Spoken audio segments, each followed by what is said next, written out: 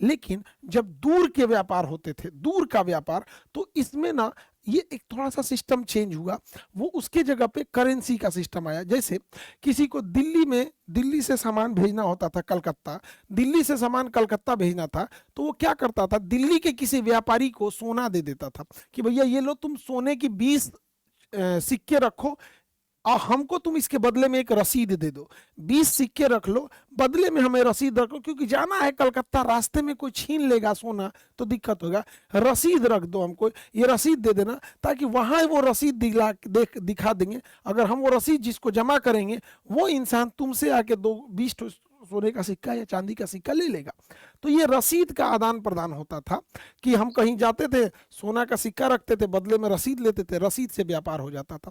धीरे धीरे वो जो सोना का सिक्का रखने की व्यवस्था थी, वो हम व्यापारी की जगह ना रख के बैंक में रखने लगे। अब बैंक उस सोना के बदले हमें रसीद देने लगा कि हाँ भैया ये रसीद लीजिए। तो अब जब से बैंक जब आ गया, तो इसमें क्या हुआ कि अगर हमें किसी को सोना का 20 सिक्का देना है, मद्रास में ले जाके, केरला में ले जाके, तो हम ऐसे नहीं देते थे, बल्कि बैंक को रख देते थे, ये लीजिए 20 सोने के सिक्के, बदले में हमें रसीद दीजिए। केरला में गए, मसाला खरीदे, उनको 20 सोने का सिक्का ना देके वही रसीद दिए, क्योंकि यह बैंक जो मेरे यहाँ पटना में है वही केरला में भी है। तो ये बैंकिंग सिस्टम ऐसे ऐसे आने लगा। इसी बीच जब प्रथम विश्व युद्ध हुआ और द्वितीय विश्व युद्ध हुआ, इन युद्धों के बीच में पूरी दुनिया में सारे लोगों ने आपस में बहुत भीषण लड़ाइयां हुई थी।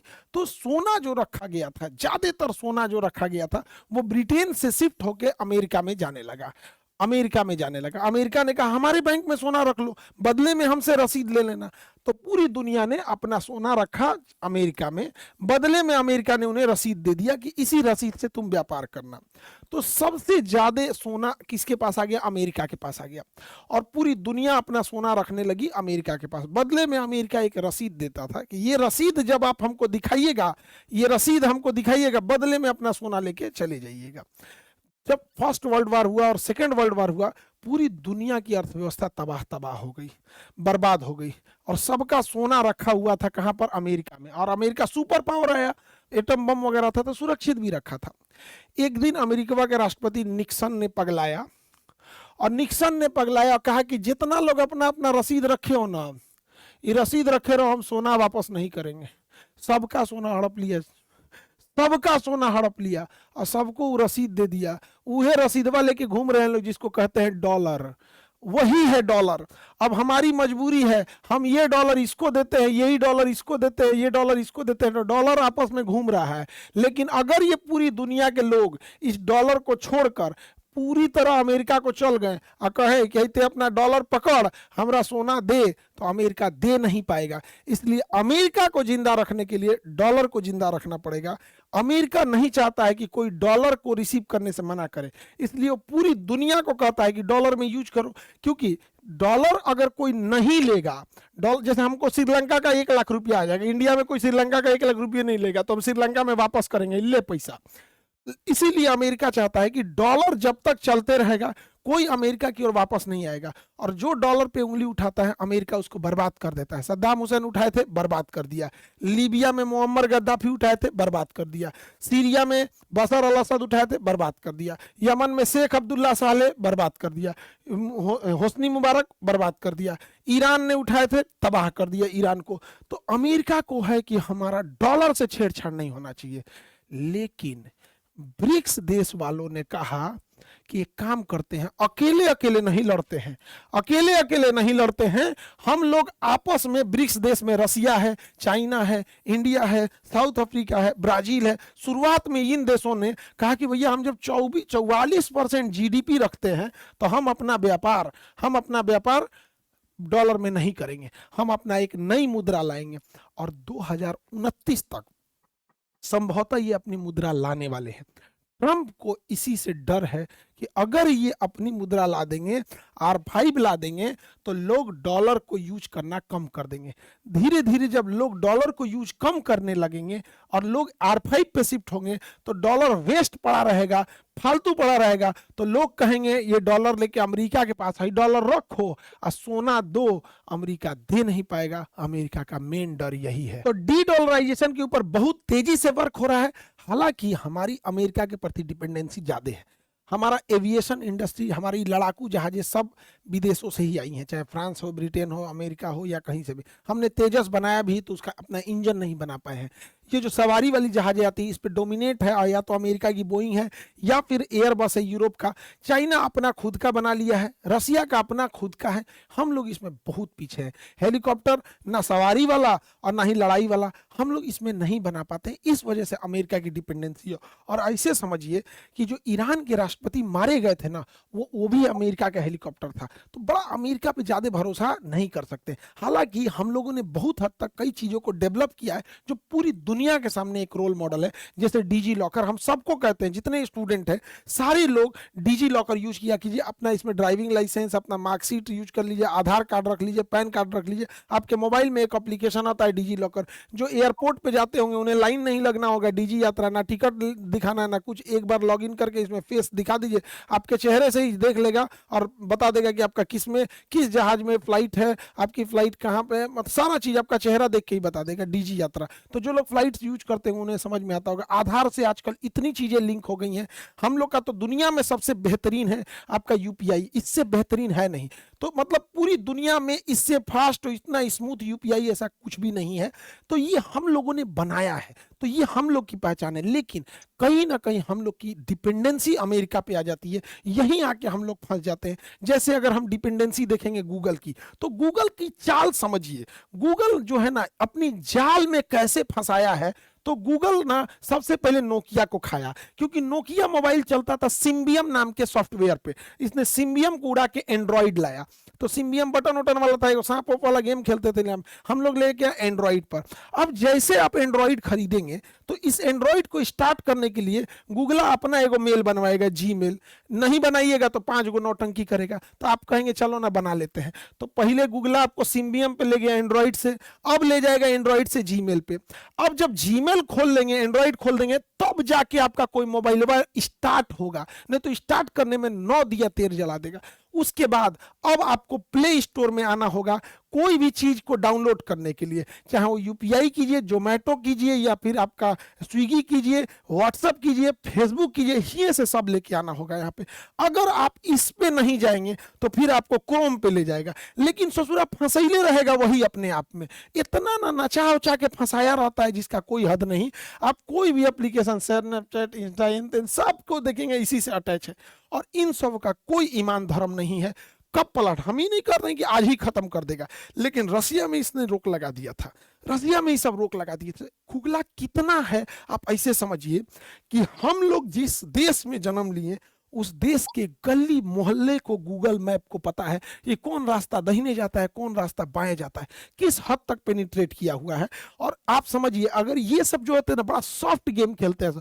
कुछ साल पहले व्हाट्सएप एक अपडेट लाया था पेमेंट को लेके। कुछ लोगों ने कहा हम नहीं करेंगे, कुछ लोगों ने कहा कि हम टेलीग्राम पे शिफ्ट होंगे, लेकिन सबसे करवा लिया।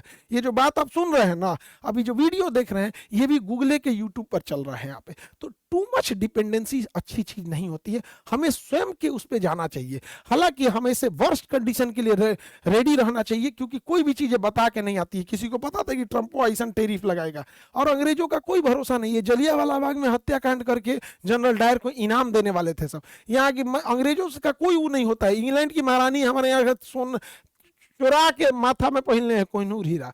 अब देखिए इसमें आजकल सोशल मीडिया क्या कर रहा है। फेसबुक अमेरिका का है, श्रीलंका को तबाह करने में फेसबुक का बड़ा योगदान था। वो हम अलग टॉपिक पे बता सकते हैं, कभी वीडियो बना देंगे कि श्रीलंका को कैसे फेसबुक ने डुबाया। अगर बात करते हैं टेलीग्राम को, तो टेलीग्राम रसिया का है। यहाँ पे टेलीग्राम में बांग्लादेश को तबाह करने में सबसे बड़ा योगदान टेलीग्राम का था। आज अगर किसी को ब्लैकमेल करना है तो टेलीग्राम आता है। किसी भारत में किसी महिला का फोटो एआई से बना के उसको अश्लील बना देगा, वल्गर बना देगा, उसको टेलीग्राम से धड़धड़ा के फैला देगा। यहाँ पे रोकते रोकते रोकते रोकते सरकार पागल हो जाएगी। तो इस पे गवर्नमेंट को नकेल कसने की जरूरत है। हमारा अपना रहता है तो अपने हिसाब से कंट्रोल किया जा सकता है। कहने का मतलब यही है, हमें आत्मनिर्भर बनने की जरूरत है। अभी नेपाल में देखिए ये जो सोशल साइट है, हालांकि नेपाल में इन सोशल मीडिया के बैन होने से बवाल नहीं हुआ है, मेन बवाल हुआ है करप्शन की वजह से। ये तो एक तात्कालिक कारण था यहाँ पर इसका। अब अगर ट्विटर को देखिएगा, ये अमेरिका का है, सारा पॉलिटिक्स ट्विटर पे होता है। मोदी जी ने ये ट्वीट किया, फलाना आदमी ने ये ट्वीट किया, तो ये भी किसका है, विदेश का ही चल रहा है यहाँ पे। तो ये सबको देखिए अपना रहने से क्या फायदा होता है, आपको एक छोटा सा एग्जांपल दिखाते हैं। ट्रंप ने चाइना पे प्रतिबंध लगाया, चाइना पे टेरिफ लगा दिया, तो टेरिफ लगाने की वजह से अमेरिका को लगा कि वाह वाह टेरिफ है, लेकिन इन्होंने अपने देश में एक गड्ढा खोद रखा था ट्रंप ने, और मोदी जी ने 2020 में टिकटॉक को बैन कर दिया था, और इन लोगों ने टिकटॉक को बैन नहीं किया था। अब देखिए अपना सोशल मीडिया का फायदा क्या होता है, टिकटॉक चूंकि चाइना का है, तो चाइना के लोगों ने टिकटॉक पर वीडियो बना बना के उस वीडियो को अमेरिका तक पहुंचा दिया, और अमेरिका में जो भी लग्जरी ब्रांड बिकते थे, जो वहां पे जूता बिकता था 3 लाख का, चाइना वालों ने टिकटॉक पे वीडियो बनाया, कहा कि देखो यही जूता तुम्हारा 3 लाख का हमारे यहाँ 10,000 में बिकता है, लुई विटॉन का जो कपड़ा तुम 5 लाख का खरीदते हो हमारे यहाँ 5,000 का मिलता है। तो एक ट्वीट टिकटॉक से चाइना ने घुटना पे ला दिया जितने बड़े बड़े ब्रांड थे, आपने देखा होगा टिकटॉक से, तो चाइना के पास ये था। तो हम लोगों को भी शुरुआत करने की जरूरत है, धीरे धीरे होगा, अचानक से चीजें नहीं चेंज होगी, ये बात मानते हैं कि आज अगर हम जीमेल की जगह भारत मेल लाएंगे तो धीरे धीरे पहुंचेगा, लेकिन उसका भी तरीका है। हम लोग ये कह दे, भारत सरकार ये ला दे कि जो जीमेल के जगह भारत मेल यूज करेगा उस मेल को पुलिस में या कोर्ट में साक्ष्य के रूप में माना जाएगा, तो एक थोड़ा सा उसकी ओर लोगों का झुकाव रहेगा। दूसरा ये कहा जा सकता है कि जो भारत मेल यूज करेगा उसका कोई ट्रैकिंग नहीं होगा, उसको मतलब कोई पैरेलल लिसनिंग नहीं हो सकती। धीरे धीरे कुछ फैसिलिटी बढ़ाएंगे तो धीरे धीरे शिफ्ट होंगे, अचानक से नहीं शिफ्ट हो सकता है, लेकिन जरूरत है हम लोग को हमारा अपना सोशल मीडिया होने का। अमेरिका का कोई भरोसा नहीं कर सकते थे, जो कभी गले लगता था किसी को पता था कि टेरिफ लगा देगा। ऑपरेशन सिंदूर के तो में यही अमेरिका ने आईएमएफ के थ्रू पाकिस्तान को लोन दिला दिया, किसी को कोई भरोसा नहीं कर सकते अमेरिका का, इसलिए हमें आत्मनिर्भर बन के रहने की जरूरत है। बुरा वक्त बता के नहीं आता है, हमेशा हम लोग को तैयार रहने की जरूरत है। अमेरिका पे आप क्या भरोसा कर, सिंदूर के समय इनके मुंह से एक बात सुने हैं कि पाकिस्तान ने गलत किया, ये नहीं करना चाहिए, एक को बात ही नहीं बोले होंगे यहाँ पर। ये सबका पूरी तरह से कंट्रोल करके रखा है सर। यही अमेरिका है जो वीजा नहीं दिया था नरेंद्र मोदी को जब ये गुजरात के मुख्यमंत्री हुआ करते थे, तब उस समय प्रकाश जावड़ेकर से मीडिया वाले ने पूछा था कि अमेरिका ने मोदी जी को तो वीजा ही नहीं दिया था, तो इन्होंने कहा था कि चुनाव में 2014 का वोट देने भारत के लोगों को आना है, अमेरिका के लोगों को नहीं। तो सोचिए अमेरिका जो वीजा रोक सकता है एक सिटिंग चीफ मिनिस्टर का, बाद में वीजा नहीं दिया, बाद में प्रधानमंत्री बन गए तो मोदी जी को ले जाकर पिज्जा खिला रहा था, पिज्जा। नमस्ते ट्रंप किया यही, नमस्ते मोदी नमस्ते ट्रंप, अब यही टेरिफ लगा दिया। इनका कोई भरोसा नहीं हो सकता है। ये वही अमेरिका है जो भारत को क्रायोनिक इंजन नहीं दिया था ताकि हमारा चंद्रयान या ये सब मिशन डिले हो सके, तो हम लोग को 20 साल का इंतजार करना पड़ गया था। 1990 में ये रोक दिया था, हम लोग को बनाते बनाते 2005 2010 आ गया, तब जाके क्रायोनिक इंजन बना। यही अमेरिका ने रोका था। यही वो अमेरिका है जिसने पाकिस्तान को पैटर्न टैंक दिया था। यही वो अमेरिका है जिसने सेवर जेट दिया था। यही वो अमेरिका है जो 7वां बेड़ा ले आया था। यही वो अमेरिका है जो भारत पर परमाणु बम मारने के लिए आया था। यही वो अमेरिका है जो इंदिरा गांधी को परमाणु बम बनाने नहीं दिया। ये वही अमेरिका है जिसने अटल बिहारी वाजपेयी ने जब परमाणु बम बनाया था तो भारत पर प्रतिबंध लगा दिया था। हम कैसे भरोसा कर ले इस अमेरिका के ऊपर। ये वही अमेरिका है जब कारगिल की लड़ाई लड़ रही थे तो हमारे सैनिकों को यह नहीं समझ में दिख नहीं रहा था कि दुश्मन कहां बैठे हैं, तो इसी अमेरिका से मांगा गया था जीपीएस का सिग्नल दे दो, तो जीपीएस नहीं दिया था, सैटेलाइट नहीं दिया था, तो भारत को अपना सैटेलाइट बनाना पड़ा था। ये वही अमेरिका है जब 70 के दशक में हम लोग को गेहूं की जरूरत पड़ी थी तो इसने गेहूं भेजा था।